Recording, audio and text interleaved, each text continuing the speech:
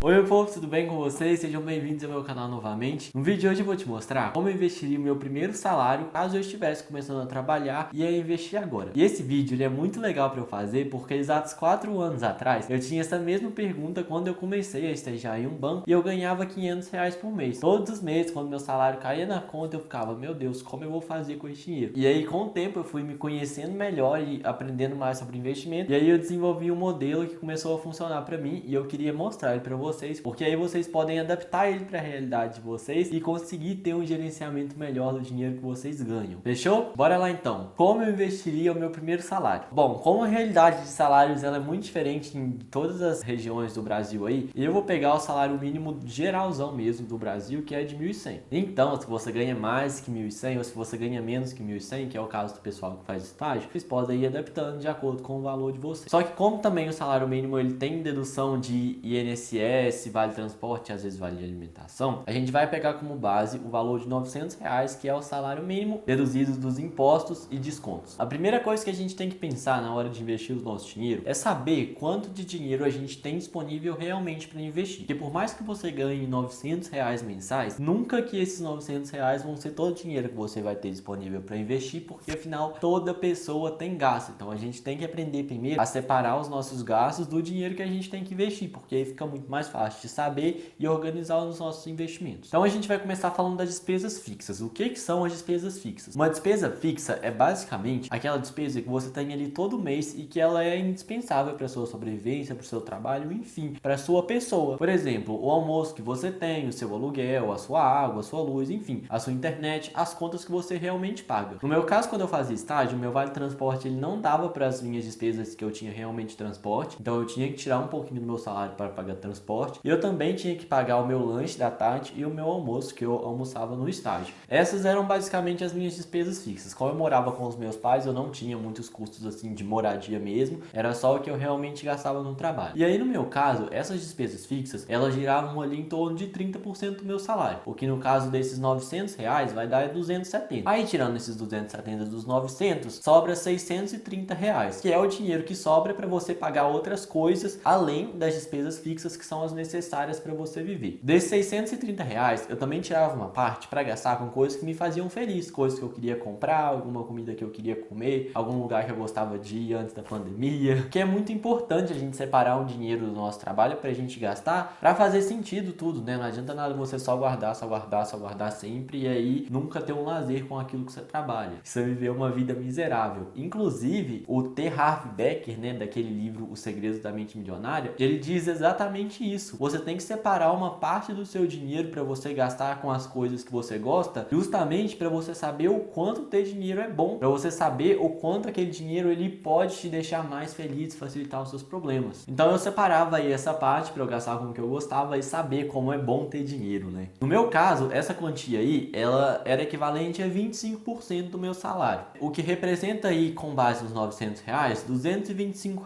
para gastar com coisas que eu gosto. Dessa forma, tirando esses R$ 225 e 630 foi o dinheiro que sobrou sem as despesas, sobra R$ 405, que é o dinheiro pra gente literalmente investir, né? Porque a gente já vai ter pago tudo e já vai ter gastado com as coisas que a gente gosta. Então é hora de colocar esse dinheiro para render. No meu investimento, quando eu comecei a investir, a primeira coisa que eu fiz foi começar a formar a minha reserva de emergência. O que é a reserva de emergência? É uma reserva de dinheiro que você deixa guardada para caso aconteça alguma coisa na sua vida, algum imprevisto, e que você precise de dinheiro na hora para resolver aquele imprevisto. Ou então pode ser uma catástrofe maior, às vezes você fica doente, precisa pagar um médico, ou então você é demitido do seu emprego. Então você tem que ter uma reserva ali para se garantir caso aconteça alguma coisa. É ideal que a reserva de emergência seja em média 6 vezes o valor das suas despesas fixas, né, que você gasta mensalmente, que você precisa de gastar elas para sobreviver. Então no meu caso, a minha reserva de emergência era o meu custo fixo, que era de R$ 270, vezes 6 vezes, que é a quantidade de meses ali que eu conseguiria me manter usando a minha reserva de emergência. Então para formar ela, eu precisava de R$ 1.620. Esse dinheiro da reserva de emergência, ele ficava investido ali em algum investimento de renda fixa que tenha rendimentos garantidos e liquidez para eu pegar a quantia investida quando eu quisesse, porque como era uma emergência, ele tinha que estar disponível sempre, né? E aí os investimentos que eu geralmente deixava e deixo hoje ainda são os CDBs que rendem 100% do CDI, porque 100% do CDI é basicamente o que todos os bancos estão pagando, então não tem como muito fugir disso, só não pode pegar abaixo. E aí eu usava às vezes o CDB do Banco Banco Inter ou então a NuConta. Eu já tentei colocar no Tesouro Direto, só que no Tesouro Direto tinha aquela burocracia, né, de mandar o dinheiro para a corretora, colocar lá e depois transferir para a conta. E como era reserva de emergência, eu precisava de algo rápido. Então na NuConta e no Banco Inter eram mais rápidos porque aí era só usar na hora, não precisava de transferir para lugar nenhum. Mas fica a seu critério, se você quiser colocar no Tesouro Selic também, que rende a mesma coisa ali dos CDBs com 100% do CDI, vai fundo, vai render da mesma forma e vai ser líquido da mesma forma. Mas mesmo assim eu recomendo que seja no CDB porque é mais fácil. E vocês só tem que tomar cuidado também na hora de investir a reserva de emergência de vocês, em colocar em um CDB que renda 100% do CDI, né? Mas que seja protegido pelo FGC, que é o Fundo Garantidor de Crédito. E aí ele protege o seu investimento lá até 250 mil. Se ocorrer alguma coisa, ele te devolve. Tem que ter essa garantia, porque tem alguns como PicPay e alguns outros aí que não é protegido pelo FGC. Então pode ser aí mais inseguro que os outros. Entre ser seguro e não ser seguro, prefira ser seguro mesmo com um rendimentozinho ali menor, porque o objetivo da reserva de emergência é te proteger e não ter alto rendimento. Então tá, eu sabia que eu tinha que ter a minha reserva de emergência de 1.620, só que eu só tinha R$405 para investir mensalmente. Como eu dividi esses R$405 em formação da reserva de emergência e outros investimentos que eu também queria fazer? Eu fazia o seguinte, como a reserva de emergência ela é uma prioridade, a gente tem que ter ela o mais rápido possível, eu separava desses R$405 disponíveis para eu investir, 70% para a reserva de emergência e 30% para outros investimentos que eu tinha vontade de investir, como bolsa de valores e fundos imobiliários. Então todo mês ali eu tirava R$283,50 para colocar na minha reserva de emergência e os outros R$121,50 que sobrava para outros investimentos, eu investia em ações e fundos imobiliários, porque eram os investimentos que eu gostava, que tinham mais rendimentos e que eu tinha vontade de investir. Como esse valor de R$121,50 era bem pequeno na época, eu lembro que eu separava. Tinha mês que eu comprava só ações e tinha mês que eu comprava só fundos imobiliários, porque os preços dos fundos imobiliários eles são um pouco maiores, né? Então com R$121,50 você consegue comprar um fundo imobiliário só,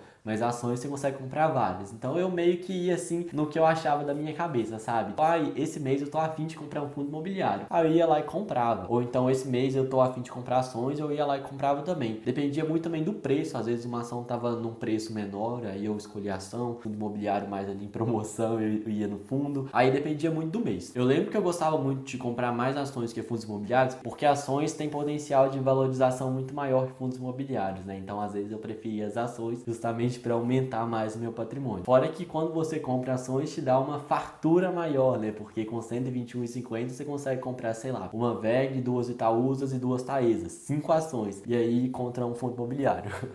Dava ali uma ilusão de ter mais coisa, sabe? Mas independente disso, da quantidade de ações ou de fundos imobiliários, vai do que você acha melhor. Você pode separar metade ações, metade fundos imobiliários, aí faça do jeito que você se sentir mais confortável em investir. E aí eu fui fazendo isso aí por 6 meses, né, que foi o tempo de eu montar a minha reserva de emergência. E depois que a reserva de emergência ela ficou pronta, eu já não precisava colocar aqueles 283 e pouco na minha reserva e já conseguia investir todos esses R$405 em ações e fundos imobiliários. Aí era o momento que eu ficava muito feliz porque dava para eu comprar os dois, tanto ações quanto fundos imobiliários. Quando se trata de escolher ações, né, por mais que eu comprava ações todos os meses, eu não mudava muito as ações. Às vezes eu escolhia as ações e aí no próximo mês, quando eu fosse investir, eu olhava se tinha mais alguma ação que eu quisesse. Caso eu não quisesse mais alguma ação diferente para minha carteira, eu pegava o dinheiro e reinvestia nas ações que eu já tinha comprado anteriormente que eu gostava, viu? Quando eu falo que eu investia todo mês em ações, não necessariamente eu comprava ações diferentes. Às vezes eu só comprava as mesmas ações que eu já tinha antes para eu ir acumulando ações da mesma empresa. Um ponto legal também é que às vezes, por mais que eu tivesse os R$405 disponíveis para mim investir totalmente em bolsa de valores, eu separava uns R$100, R$50 ali para ir aumentando a minha reserva de emergência, porque assim eu conseguia reduzir também o meu risco, né? Porque quanto mais dinheiro em reserva de emergência, menos risco você tem caso dê algum problema na sua vida. Então às vezes eu preferia separar um pouquinho ali, uns R$100, R$50 para ir aumentando a minha reserva de emergência e ficar cada vez mais seguro. E isso foi muito bom também, porque às vezes, como eu sabia que eu já estava com a reserva de emergência um pouquinho acima do que eu já tinha, eu conseguia tirar um pouquinho de dinheiro ali da reserva para quando aparecesse alguma oportunidade. Alguma ação caiu muito, ou às vezes a economia do país foi mal, sabe? Às vezes acontece igual quando aconteceu a greve dos caminhoneiros, que as ações baixaram muito. Então eu consegui comprar algumas ações ali que estavam com preço menor, justamente porque eu tinha um dinheiro a mais na minha reserva de emergência e que estava sobrando lá para quando viesse alguma oportunidade. Então essa aí é uma sacada que vocês podem ir tendo. Por mais que às vezes a reserva de emergência ela esteja pronta, vai colocando um pouquinho de dinheiro lá para quando surgir alguma oportunidade, você ter dinheiro para poder utilizar nessas oportunidades, sabe? E era basicamente assim que eu investi o meu salário mensal. Eu fiz algumas contas aqui para vocês entenderem quanto que renderia caso você ganhasse R$1.000 e investisse o dinheiro dessa mesma forma que eu falei aqui no vídeo. Então vamos lá que eu vou te mostrar aí no longo prazo quanto que esse dinheiro pode estar te rendendo e quanto que você vai ter daqui a alguns anos. Eu fiz tudo isso considerando um rendimento aí de 8% ao ano, que é um rendimento muito tranquilo e você consegue tranquilamente investir em bolsa de valores, sabe? Não tenho dúvidas disso. Seguindo essa lógica então, né, investindo R$405 com um rendimento aí de 8% ao ano e considerando, né, que você está investindo todos os dividendos e rendimentos que você recebe no investimento, em 10 anos você teria aí investido R$48.000 e teria ganho só de rendimentos R$24.048,64. Somando tudo, o valor investido de 48.000 mais os 24.000 de rendimentos,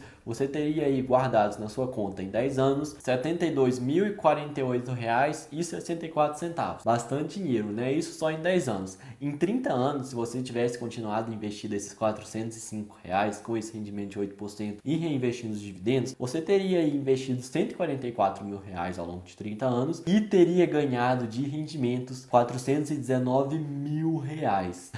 Caramba, é muita coisa. E aí, né, totalizando esses 144.000 que você investiu mais os 419.000 que você recebeu só de juros, você teria acumulado aí em 30 anos R$563.411,38. Caramba, é muito dinheiro investido. E a maioria desse dinheiro só com rendimentos que você recebeu. E aí, né, só para vocês terem uma ideia de quanto rende R$563.000, considerando aí o rendimento de 0,06% ao mês, que é o que geralmente os fundos imobiliários estão pagando, você receberia aí R$3.378 de rendimentos todo mês passivamente na sua conta só por ter esse dinheiro investido. Como é bom o efeito juros compostos, né? Você começa investindo R$405, depois de 30 anos está recebendo R$3.378. E lembrando que isso daí é uma margem muito para baixo, né? Porque você não vai passar a sua vida inteira ganhando R$1.000 por mês. Provavelmente depois que você for se especializando no seu trabalho, você consiga aumentar o seu salário, né? E consiga, consequentemente, aumentar o tanto de dinheiro que você investe. E você pode alcançar aí muito mais do que 564.000. E aí depois conseguir muito mais rendimentos mensais, né? Eu espero de verdade que vocês tenham gostado desse vídeo. Se você gostou, deixe seu like aqui embaixo e me segue no Instagram para acompanhar mais sobre investimentos. Se você tiver alguma dúvida ou quiser conversar, pode me chamar aqui embaixo nos comentários que a gente bate um papo aí